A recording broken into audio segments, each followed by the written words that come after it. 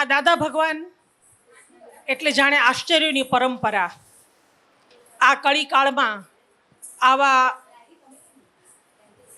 ખુલ્લા આત્માનું પ્રગટ થવું જ્ઞાની પુરુષ રૂપે એ આ કાળનું 11મું આશ્ચર્ય છે. જ્યારે આ કાળમાં ધર્મ પણ બંધ થઈ ગયા છે, મોક્ષ માર્ગ પણ બંધ થઈ ગયો છે, એવામાં આ દાદા ભગવાનનું પ્રાગટ્ય એ ખરેખર 11મું આશ્ચર્ય છે. અને એની સાથે સાથે એટલા બધા આશ્ચર્યો સર્જાયા કે આ દાદા ભગવાન થકી ઋષભદેવ ભગવાનના હૃદયમાં જે અક્રમ વિજ્ઞાન હતું તે અક્રમ વિજ્ઞાન દાદા ભગવાન નિમિત્તે ખુલ્લું થયું અને આપણને મળ્યું. દાદા ભગવાનના જ્ઞાનના વિજ્ઞાનના ટાંકણે ટંકાયેલા એવા દાદા ભગવાનના જ્ઞાનના વારસદારો, એવા આપતપુત્રો આ જગતને મળવા અને આ દાદાને જ્ઞાનની પરંપરા ચાલુ રહેવી એનાથી એ મોટું આશ્ચર્ય. અને એથી વધુ એક આશ્ચર્ય કે દાદા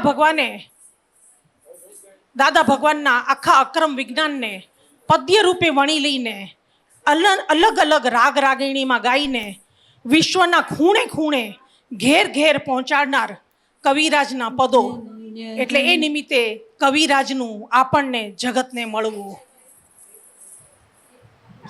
કવિરાજનો જન્મદિવસ પણ આપણે જોડે જ ઉજવી રહ્યા છીએ. એટલે કવિરાજની જન્મદિવસને ઉજવવા માટે અહીં બાળાઓ એક પદ રજૂ કરે છે અને એ પદ છે આ રુજુતાએ લખેલું છે. ખરેખર આ અપવાદમાં પણ એક અપવાદ આ રુજુતાનું પદ છે. દાદા ભગવાન પોતે અપવાદ, દાદા ભગવાનનું અક્રમ વિજ્ઞાન અપવાદ, દાદા ભગવાનના કવિરાજ અપવાદ, દાદા ભગવાનના આપતપુત્રો અપવાદ, દાદા ભગવાનના આ મહાત્માઓ અપવાદ, દાદા ભગવાનનો આ જય સચ્ચિદાનંદ સંઘ અપવાદ. અને તેમાં એક અપવાદ એ પણ બની ગયું કે દાદા ભગવાનના જેમ જીવતા ગાણા ગવાયા એવી રીતે કવિરાજની હયાતીમાં જ કવિરાજ માટે પણ આ રુજુતાએ પદ એમની હયાતીમાં જ લખ્યું અને એમની હયાતીમાં ગાયું પણ ખરું. અને એનાથી કવિરાજ ખૂબ જ ખુશ થઈ ગયેલા. ધન્ય ધન્ય આ અવતાર, દાદા ભગવાનની અનંત અવતાર સાથે ને સાથે રહેનાર આ કવિરાજની દશાનું, કવિરાજની અંદરની મનોદશાનું અને દાદા ભગવાનની કૃપા કેવી રીતે ઉતરી તેમના પર એનું વર્ણન કરતા આ કવિરાજ રુજુતાનું પદ લઈને 4 બાળાઓ ડાન્સ કરે છે.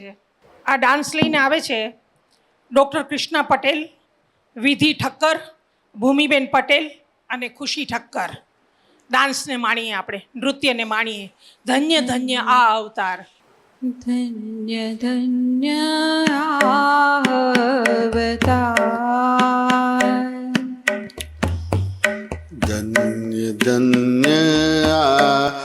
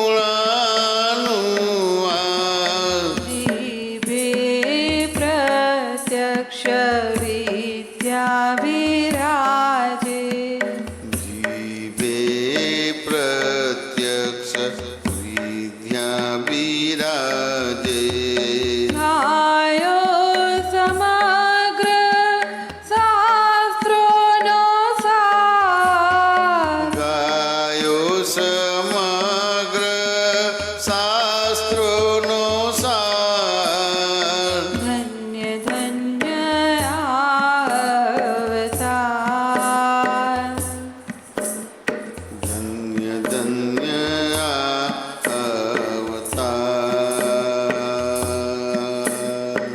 અજાયબ એક એક પદ ગાતા અજાયબ એક એક પદ ગાતા આત્મા જ જાણે હાજર થાય આત્મા જ જાણે હાજર થાય આનંદ ઉલ્લાસનમાય હૃદય આનંદ ઉલ્લાસનમાય હૃદયે કારણે છે જ્ઞાનીનો પ્રસાદ કારણ તે છે જ્ઞાનીનો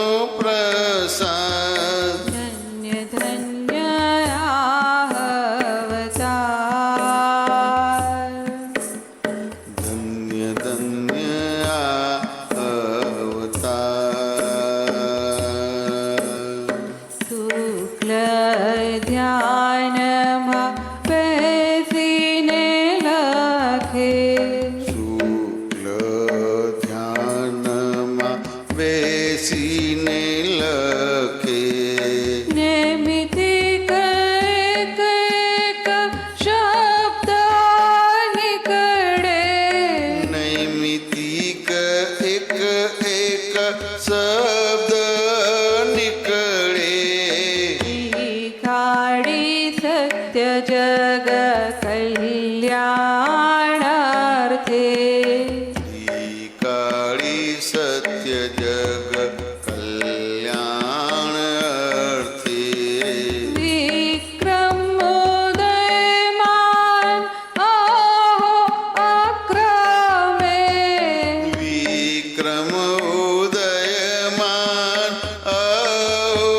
અક્રમે ધન્ય ધન્ય અવતાર ધન્ય ધન્ય આ અવતાર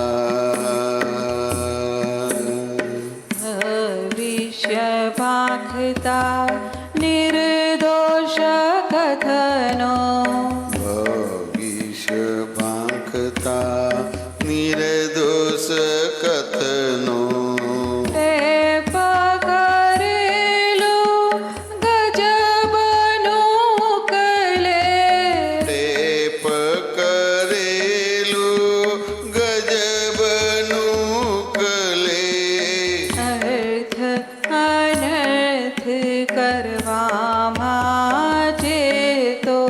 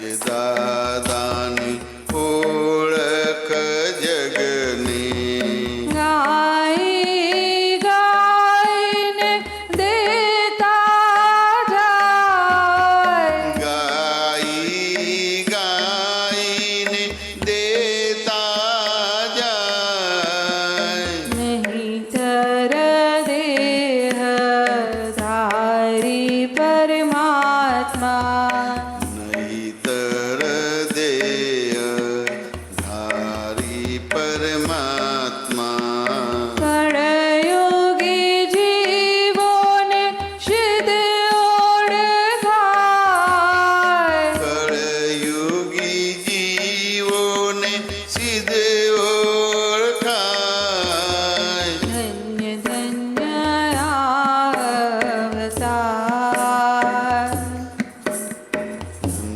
ધન્ય અવતાર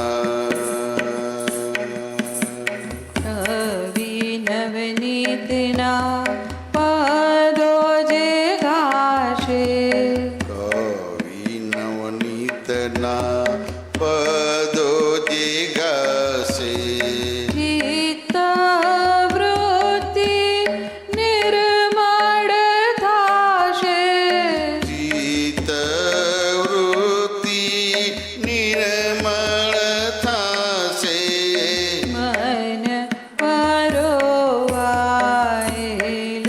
રાખીને મન પરોવાયેલું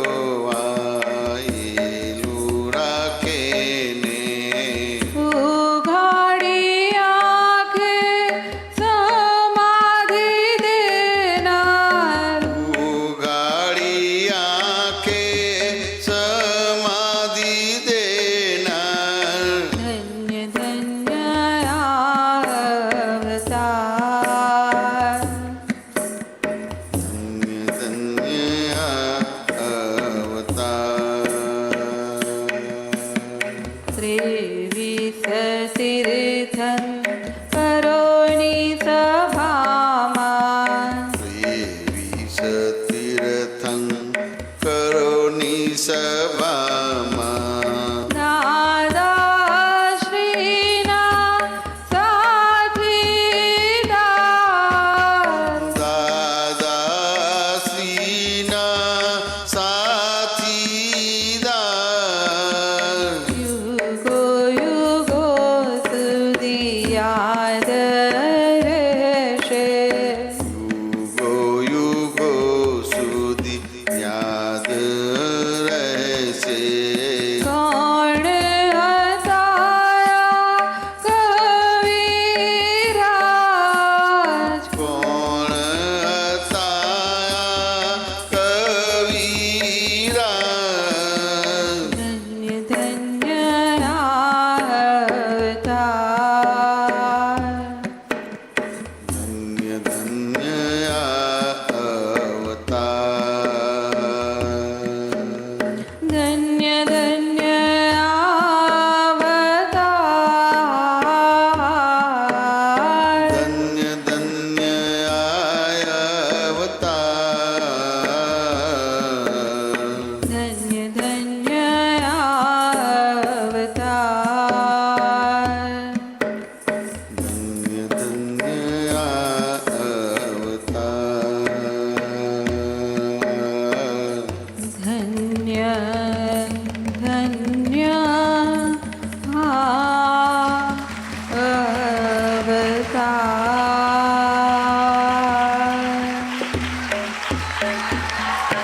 જય સચ્ચિદાનંદ.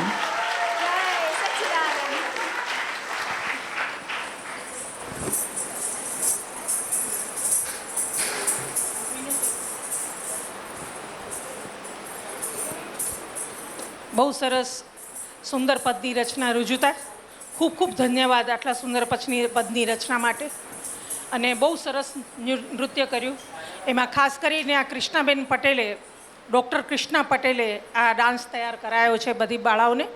બહુ સુંદર અભિવ્યક્તિ કરી અને બહુ સુંદર રીતે રજૂ પણ કર્યું. દાદાની કૃપાનું પ્રત્યક્ષ ફળ જોવું હોય તો એ છે આપણા કવિરાજ. દાદાની કૃપા શું ના કરી શકે. એનું જીવતું ઉદાહરણ છે આ કવિરાજ. એક સામાન્ય નવનીતભાઈ સંઘવીના માથે દાદાએ હાથ મૂક્યો અને કહ્યું કે જા તારી જીભે સરસ્વતી બિરાજશે. અને પછી તો જોત જોતામાં હાલતા ને ચાલતા, ઉઠતા ને બેઠતા, બસમાં બેઠા બેઠા, બસની ટિકિટની પાછળ પણ કવિરાજથી પદો રચાતા ગયા. અને જોતા ને જોતા જ એક સામાન્ય નવનીતભાઈ સંઘવીમાંથી કવિરાજ, કવિઓના પણ શિરોમણી એવા કવિરાજ બની ગયા. વિતરાગોના ગાણા એ પણ આવા કળિયુગમાં, આવા ધીટ કળિયુગમાં વિતરાગોના ગાણા ગાવા અને ગવડાવવા, એ જોઈને જાણે સરસ્વતી દેવી પણ ધન્ય ધન્ય થઈ ગયા. આ કવિરાજના પદો દાદા પોતે પણ ગાતા અને ખૂબ ગવડાવતા બધા પાસેથી. અને દાદા ભગવાને કવિરાજના આ પદોને 5મી આજ્ઞા શુદ્ધાત્માનો ચોપડામાં રકમ જમા કરવી એમાં પણ સ્થાન આપ્યું છે.